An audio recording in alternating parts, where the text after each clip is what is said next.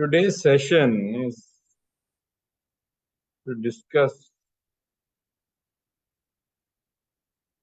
Lords Ram and Lord Krishna.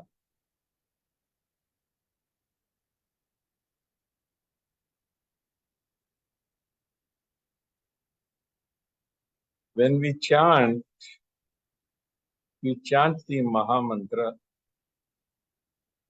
and the chanting of the Maha Mantra, according to the Kali Santarana Upanishad, begins with the name of Ram.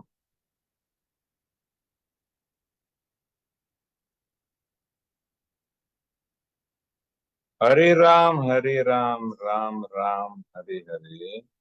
Hare Krishna, Krishna Krishna, Hare Hare. Iti Shodashakam Nam Kali Kalmashanashanam Natah Parataropaya Sarva Vedeshu Drishyate. So when we say that we chant the name of Lord Ram and we chant the name of Lord Krishna, and because it is an Upanishad and because Chaitanya Mahaprabhu, who popularized this Kali Santarana Upanishad Maha Mantra, giving him to criticism that he was sharing Upanishadic knowledge with the common man, which is not supposed to be done. So Chaitanya Mahaprabhu said, I am not teaching that mantra. I am teaching the mantra Hare Krishna, Krishna Krishna, Hare Hare. Hare Ram, Ram Ram.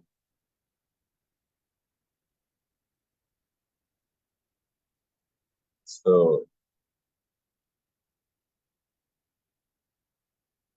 that's how the Hare Krishna Maha Mantra came into being.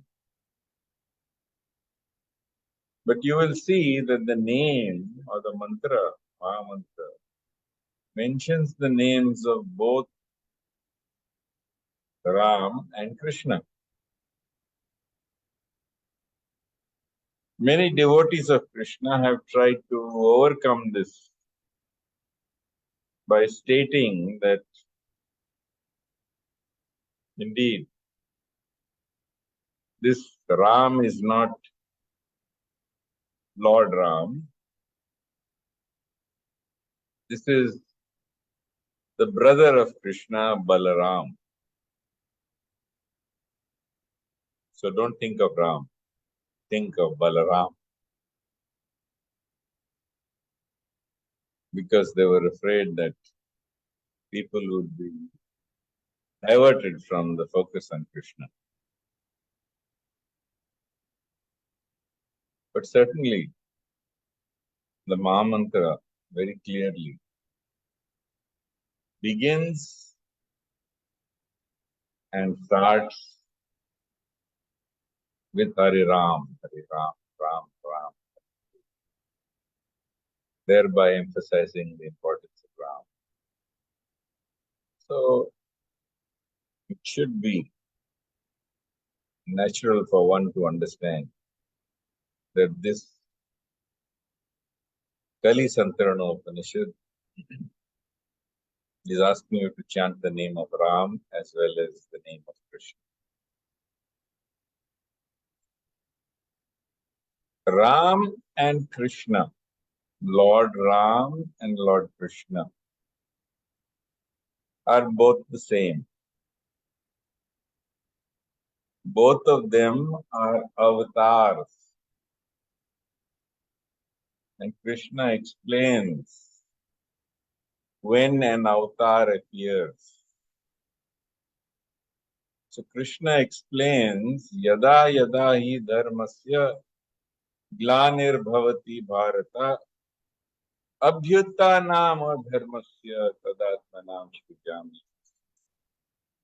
paritranaya sadhanam vinashaya tudatkritam dharma sansthapanarthaya sambhavami yuge yuge.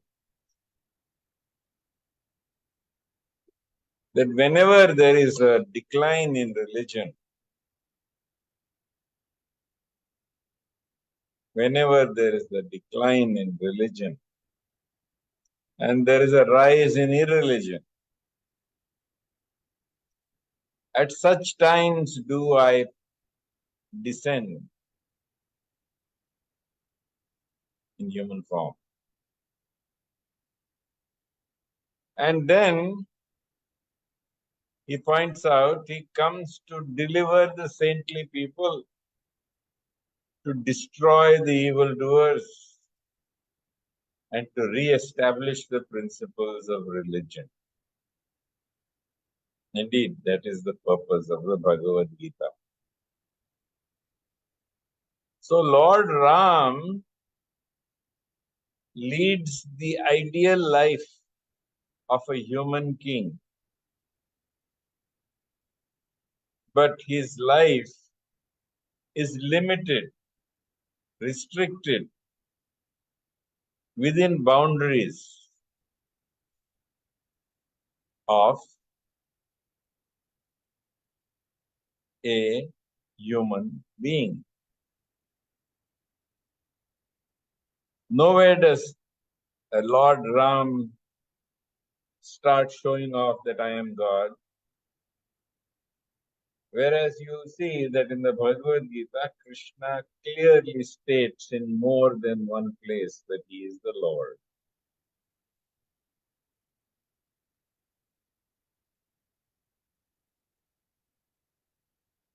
And not only does he declare that he is God, but he also gets Arjun to declare that Krishna is God.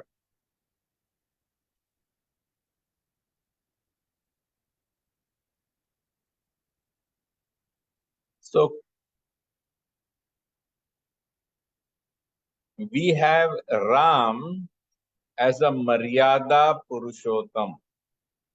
He is within Maryada, he is within limitations, he is within restraints, he is within limitations of being a human. Whereas Lord Krishna, from the day of his birth, declares his divinity or demonstrates his divinity. And not only does Krishna declare and demonstrate his divinity, but he performs many great feats even in his childhood, where he brings about the death and destruction of different demons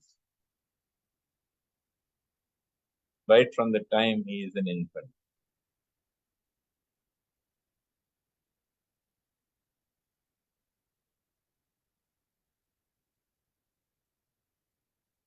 Lord Ram has certain limitations. He has one wife. Krishna, as we all know, has 16,108 wives. More discussion on this subject later. So the difference really is that Lord Ram follows the rules of Dharma, whereas Lord Krishna enunciates the rules of Dharma,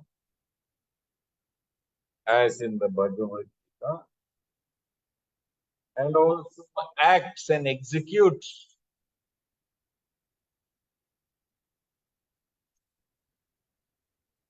the protection of Dharma through the destruction of various demonic entities that he comes across. So it is one thing to know the rules, because that is knowledge. It's another thing to know when to bend the rules, because when you bend the rules foolishly, you're a fool. But when you bend the rules appropriately, you are wise. So between Ram and Krishna, you can see that Ram represents knowledge. On the other hand, Krishna represents wisdom. Ram represents the rules. Krishna represents how to bend the rules. For example, in the times of Lord Ram, it was considered that Kshatriyas should never retreat from the battlefield. They should never leave the battlefield. They should plunge into the battlefield and they should fight. But Krishna showed that there are occasions when you may bend this rule. And you may bend this rule when you are being overwhelmed, when you need to take a rest and retreat and recoup before you reattack. And therefore, while Lord Ram was a perfect Kshatriya king, Lord Krishna demonstrated what it meant to be Rana Chod. Rana Chod means one who leaves the battlefield.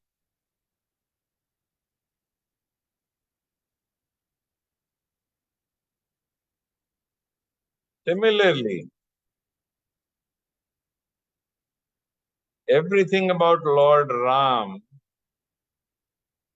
was about righteousness and the demonstration of righteousness. But Krishna, when he felt that the so-called righteousness was denying people by hoarding things, he became Makhan Chor. And this Makhan he shared with his friends and with the monkeys. Lord Ram was very loyal to his wife.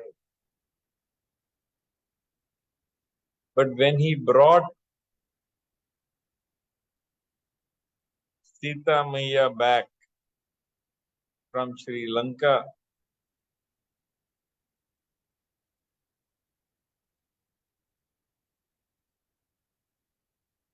the people in his kingdom began to say that what kind of man is he who is accepting a wife who has lived with another man?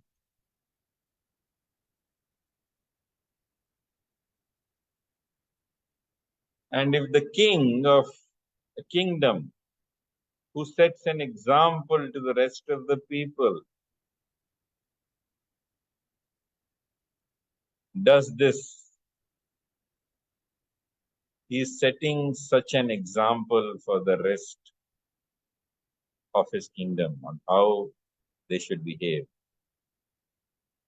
Which of course, as the story goes in Ramayana, the Dhobi refused to take his wife back because she had cohabited with another man. And he said, I am not like Ram that I should take you back when you have been with another man.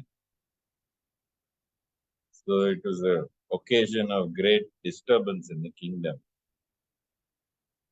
In which case, Ram held an Agni Pariksha.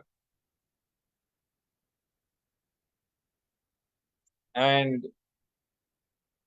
although Sita Maya appeared undefiled, showing her purity, he was parted from her as she entered into the earth.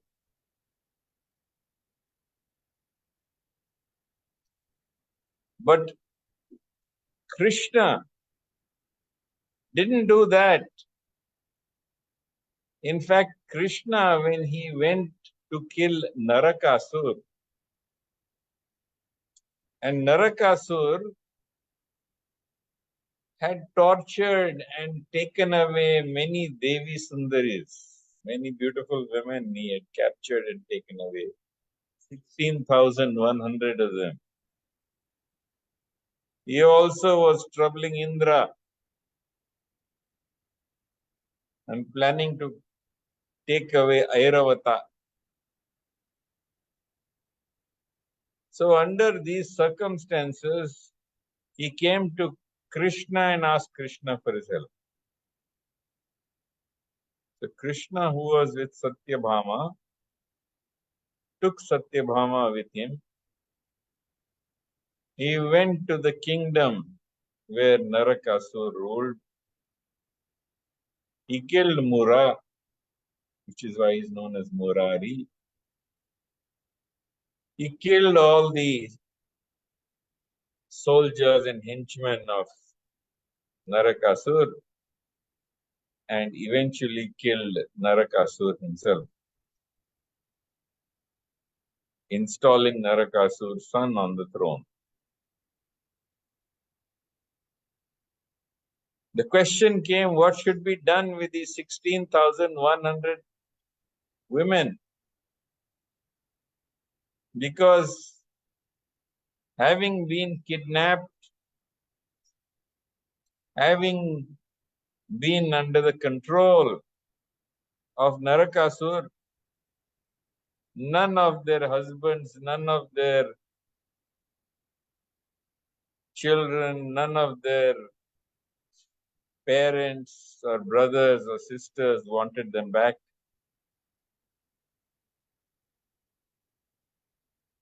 But quite unlike Lord Ram, Krishna sets a different trend. And he says, nobody wants you, I will accept you. And in saying so that he will accept them, he marries all the 16,100 women. And thus he has 16,108 wives. While Lord Ram, unfortunately in his Maryada Purushottam form, was unable to keep his wife protected, safe and happy,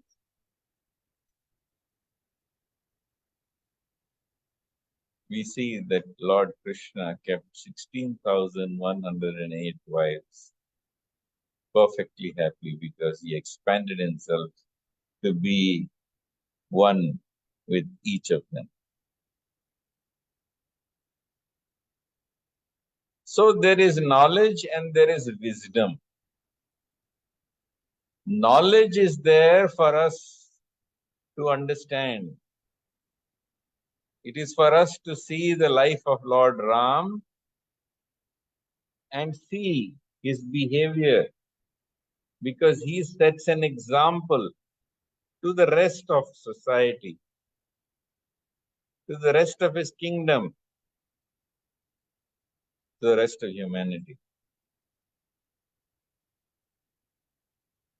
Whereas Lord Krishna, having enunciated the rules of dharma in the Bhagawad-Geeta, makes it clear that knowledge is not enough. Wisdom is more important. And because wisdom is more important, there may be a rule never to leave the battlefield, but there are occasions when you have to be ranchoed. There may be rules where people believe that you should not take back your wife or who has lived with another man, but then Krishna gives the example of 16,100 women whom he takes as his wife. Yes, one should not steal, but Krishna, who does not like hoarding, actually breaks open the pots of butter and ghee and milk and curd, and he shares it with his friends and with the monkeys of the forest. So he becomes Makhan Chor. So Lord Krishna, if you go through his activities and his pastime, performs many activities which actually give us an insight into how he corrects social evils through his behavior. Whereas Lord Ram sets up the behavior of dharma by being the ideal human king and shows us how we must behave.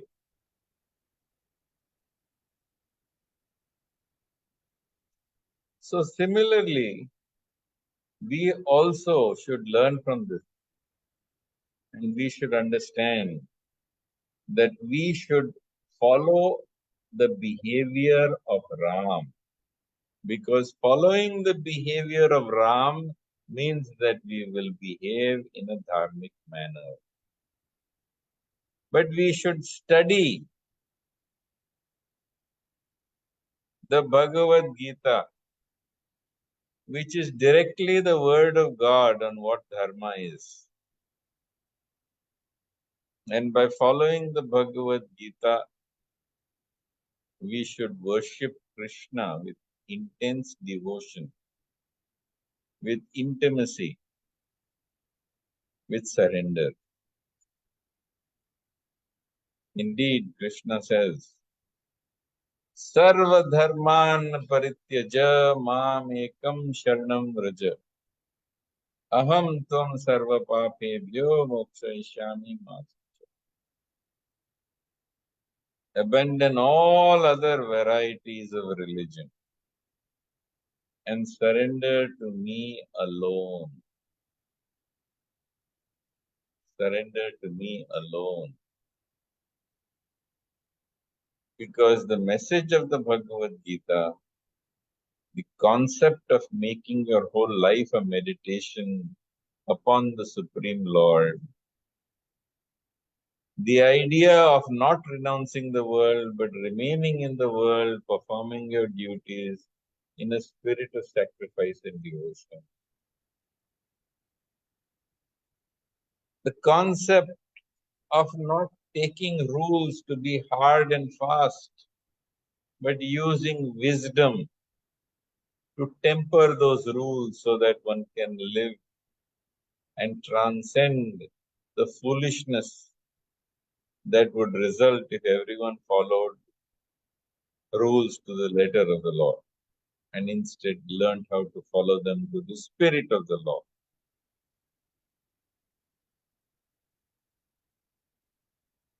So both Ram and Krishna are incarnations of Vishnu. One is limited to behave like a human, although he's an ideal human king. He's a Maryada Purushottam. Whereas Krishna is indeed the Purna Avatar. He is truly Bhagavan. Aishwaryasya Samagrasya Viryasya Yashashashriha Jnana Vairagyaschaiva. This is the behavior of one who is truly Bhagavan. He possesses the greatest of all qualities, greatest wealth, greatest fame, greatest power, all of this. So there is no doubt that Krishna is Bhagavan, and Krishna promises that indeed by surrendering unto him, being intimately united with him, one can attain peace, perfection, purity, and the final destination. Man mana bhava mad bhakto mad yaji mam namaskaru. Mam vaishyasi vam atmana mad parayana. Always be my devotee, offer homage unto me. Be completely absorbed in thoughts of me and you will come to me without fail. So Krishna, we must worship as our Ishtadev.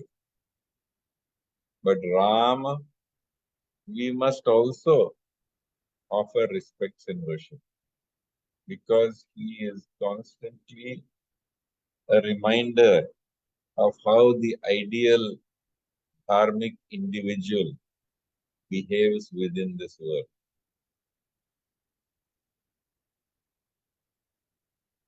So having learned this, we should not step back from worshipping one or the other.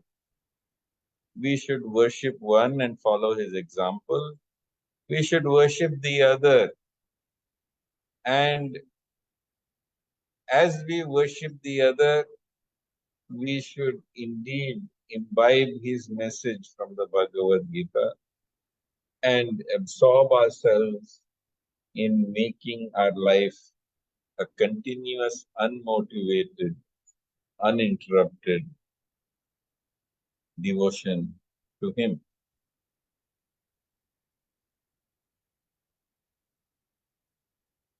So, Ram is Maryada Purushottam, Krishna is clearly Purna Avatar. So, Ram gives examples on how one must behave in different circumstances and situations. But indeed, Krishna gives the examples of how one must act in the world through the Bhagavad-Gita and how one can contain the rule at the Krishna. Indeed, the Bhagavad-Gita is all about that.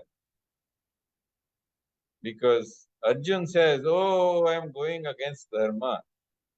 How can I kill my grandsire? How can I kill my uncle? How can I kill my cousins? How can I kill the one who has taught me how to use weapons, Dronacharya?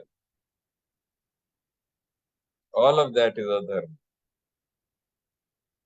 And Krishna tells him, don't be an idiot, don't be an ass, don't think that you have to follow rules and regulations to the extent that they are to your disadvantage and destruction.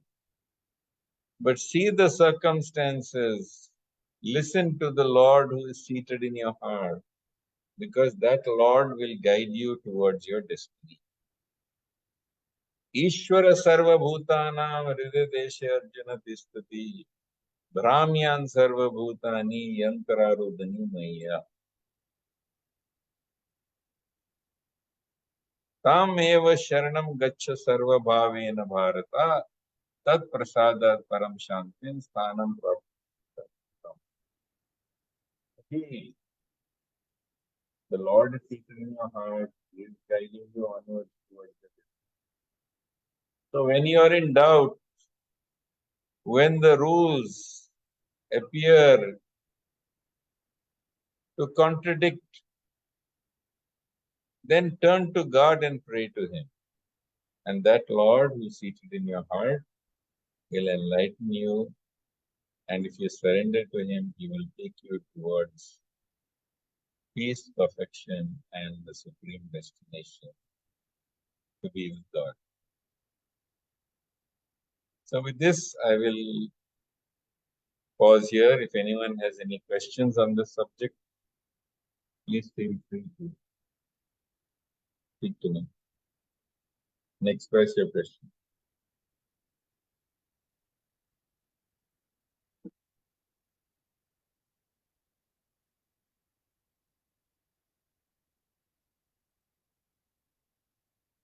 Yes, are there any questions? No, sir. No, sir. Nobody has any questions at all. No, sir. Not on the page. That's right. You want to give them a couple of minutes to do that? Sure, sir.